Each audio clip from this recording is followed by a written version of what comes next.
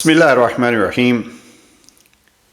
मौत के बाद क्या होगा, इस मौजू पे कुछ मारूज़ात पेश करनी हैं।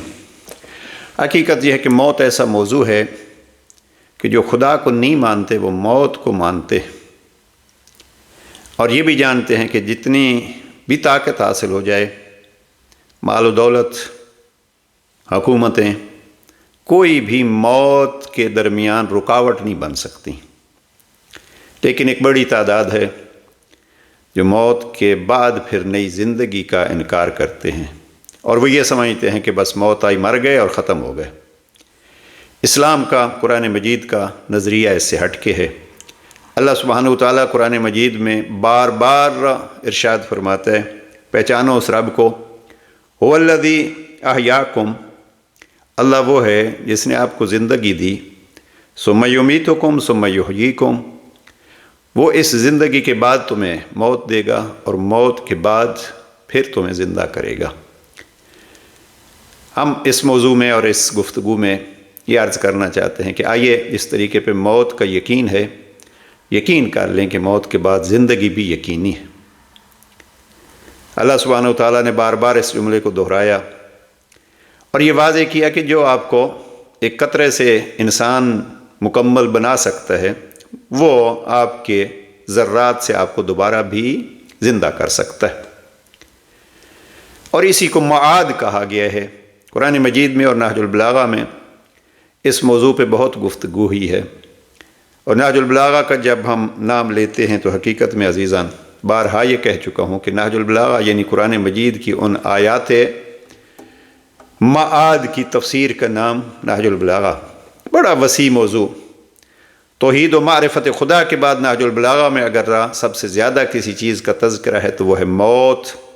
यानी इसको यूँ कहिए, मौत को अगर लफ्ज़ बदल लें तो हयात बादल मौत, और वहाँ के लिए क्या तैयारी करनी है। बहरहाल तैयारी के लिए सूरह यासीन की आयत नंबर 12, एक ऐसा तो हमारे यहाँ बड़ा मशहूर है, वकुल्ल शैइन अहसैनाहु फी इमाम मुबीन। ये सूरह यासीन की आयत नंबर 12 है और उसका आखिरी हिस्सा है।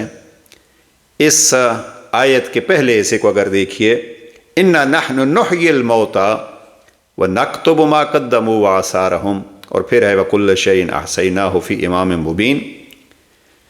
करीम अल्लाह ताकीद करके ये फरमाता है कि हम यकीनन बिलाशुबा मुर्दों को ज़िंदा करते हैं और करेंगे। व नक्तुबु मा क़द्दमू व आसारहुम, मुर्दों को ज़िंदा करने के बाद उनके साथ हो गया क्या, यानी मौत के बाद अगर हयात होगी तो उस हयात में होगा क्या। नक्तुबु मा क़द्दमू व आसारहुम, हम उनके आसार को भी लिखते हैं और जो वो पहले भेज चुके हैं। बस इस जुमले पे गौर तलब है। नक्तुब मा क़द्दमू, जो वो पहले भेज चुके हैं उसको हम लिख लेते हैं, और जो उनके असरात होते हैं, यानी उनकी भेजी हुई चीज़ों के असरात जो रह जाते हैं वो भी हम लिख लेते हैं, और जो यहाँ इस दुनिया में रह के वो कर गए हैं उसके असरात भी लिख लेते हैं। और इसी असरात से हम ये साबित करते हैं उलमा किराम, नक्तुब मा क़द्दमू व आसारहुम, कि किसी का सिलसिले सवाब जारी रहता है। किसी ने अच्छा काम किया तो ये आसार में रहेगा, किसी ने बुरा काम किया तो वो भी आसार में रहेगा। यानी उसके जाने के बाद भी उसकी ईसाल के लिए अच्छाई का भी सवाब मिलता है, और अगर कोताही की है तो उस कोताही का भी उसको सज़ा का सामना होगा। अब अल्लाह सुब्हानहु व तआला ने जब ये कहा कि उन्होंने जो आगे भेजा है मा क़द्दमू, तो हम उसको लिखते हैं। जनाब अमीरुल मोमिनीन ने नहजुल बलागा के एक हिस्से में बड़े खूबसूरत इसी लफ्ज़ क़द्दमा को इरशाद फरमाया, और ये वाज़ेह किया है कि आप जो कुछ करते हैं वो रब लिख रहा है। जनाब अमीर अलैहिस्सलाम के अल्फाज जो हैं वो जनाब इमाम फरमाते हैं कि जब इंसान इस दुनिया से कूच करता है तो लोग कहते हैं कि क्या छोड़ गया है, और मलाइका पूछते हैं कि क्या ले के आया है। अगर आपकी खिदमत में ये खुतबा नंबर 201 के अल्फाज हैं, امام فرماتے ہیں ان المرء اذا ہلک قال الناس ما ترک، جب کوئی انسان مرتا ہے تو لوگ کہتے ہیں کیا چھوڑ گیا ہے، اور فرشتے کہتے ہیں اس نے آگے کے لیے کیا سر و سامان کیا۔ وقالت الملائکۃ ما قدم للہ آباؤکم فقدموا بعضا یکن لکم قرضا ولا تخلفوا کلا فیکون علیکم قلا۔ عجب الفاظ ہیں جناب امیر المومنین کے۔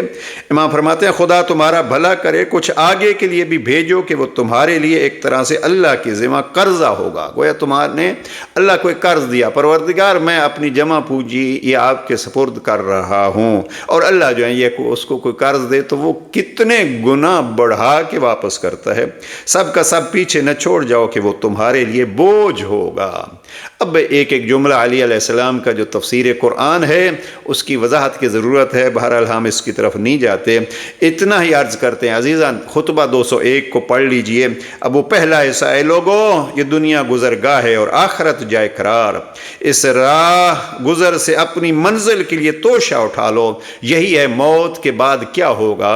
جناب امیر علیہ السلام فرماتے ہیں صغیرہ کا بھی جواب طلب کیا جائے گا، کبیرہ کا بھی جواب طلب کیا جائے گا، آپ سے پوچھا جائے گا کہ آپ نے وہاں کیا کیا ہے۔ میں اس کو یوں عرض کیا کرتا ہوں، پوچھا جائے گا جس رب نے زندگی دی تھی اس کے حکم کے مطابق، اس کی پسند اور رضا کے مطابق زندگی گزاری تھی یا اپنی مرضیاں کرتے رہیں۔ آئیے ہم فقط ایک کام کریں کہ اس نے جو زندگی دی ہے اس کی نعمت سمجھ کے اور اس کی امانت سمجھ کے اس کے حکم کے مطابق خرچ کریں اور صرف کریں اور گزاریں، اور کیسا اس کا حکم کیا ہے یہ اللہ کی کتاب بتلاتی ہے کہ اس کا حکم کیا ہے کہ زندگی کیسے گزاریں۔ اس کو جناب امیر المومنین فرماتے ہیں تقوی کے خرچ اور تقوی کے اس زاد کو لے کے جاؤ۔ تقوی کا سے مراد یہی ہوگا کہ اللہ کے احکام کے مطابق زندگی گزارو۔ مجھے یہ جملہ بہت پسند ہے، دہرا رہا ہوں خطبہ 201 کا۔ فرشتے پوچھتے ہیں ما قدموا کیا لائے ہیں، اور لوگ پوچھتے ہیں کیا چھوڑ کے گئے ہیں۔ چھوڑ کے جو جائیں گے، اگر وہ بڑا خوب کہا ناج البلاغہ کے ایک شاعر نے، وہ فرماتے ہیں کہ زندگی میں یا لوگ زندگی میں رہ کے زندگی کے لیے ہی کام کرتے ہیں، یا زندگی میں رہ کے زندگی کے لیے اس دنیا کے لیے بھی اور آخرت کے لیے بھی کام کرتے ہیں، اور با کمال افراد وہی ہیں جو اس دنیا میں رہ کے اس دنیا کو ذریعہ سمجھتے ہیں، آخرت کے لیے اعمال انجام دیتے ہیں۔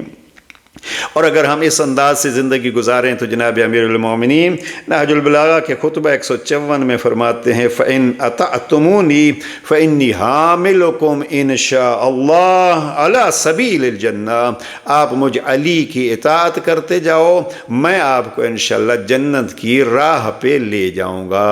تو آخرت میں کیا ہونا ہے، بعد از موت کیا ہونا ہے، چھوٹے سے چھوٹے چیز کا بھی سوال پوچھا جانا ہے۔ میں نے بعض چیزیں نوٹ کی تھیں، عرض کرتا جاؤں، فقط مطالعہ کیجئے۔ خطبہ نمبر 81 جو موت ہی کے عنوان سے جناب امیر علیہ السلام نے طویل خطبہ دیا ہے، اور ایسا خطبہ ہے کہ جس خطبے کے اختتام پہ سید رضی لکھتے ہیں کہ جب خطبہ ختم ہوتا ہے تو حضرت کا بدن بھی لرز رہا تھا اور لوگوں کے بدن بھی لرز رہے تھے، رونگٹے کھڑے ہو گئے، آنکھوں سے آنسو بہ نکلے، دل کانپ اٹھے، اور اسی لیے اس خطبے کو نام دیا ہے خطبہ غرہ۔ آئیے ہم دعا بھی کریں اور قرآن مجید کے اس فرمان پہ کہ ہم دوبارہ زندہ کریں گے یقین کر لیں، اور پھر اس کے لیے تیاری کریں۔ تیاری میں سے ایک جملہ جو عرض کرنا چاہتا ہوں اور آخری چیز، وہ نہج البلاغہ کے کلمات کثار میں نمبر 221 ہے۔ جناب امیر المومنین فرماتے ہیں بئس الزاد الی المعاد العدوان علی العباد، اس دنیا میں رہ کے سب سے بری چیز جو آپ جمع کرتے ہیں اور سب سے برا زاد جو آپ آخرت کے لیے لے جاتے ہیں، ایک تو خیر الزاد ہی التقوی، علی فرماتے ہیں، لیکن جب سب سے برے زاد کی بات آتی ہے، دہرا رہا ہوں بئس الزاد الی المعاد، آخرت کے لیے سب سے برا زاد کیا ہے؟ جناب امام فرماتے ہیں العدوان علی العباد، اللہ کے بندوں پہ ظلم کرنا یہ سب سے بڑا زاد ہے۔ آئیے باقی امور کے ساتھ ساتھ اللہ کے بندوں کو اللہ کے لیے معاف کر دیں، اور اگر کوئی ہمارے ساتھ زیادتی بھی کرتا ہے تو ہم اللہ کے لیے اس سے درگزر کریں۔ والسلام علیکم ورحمۃ اللہ وبرکاتہ۔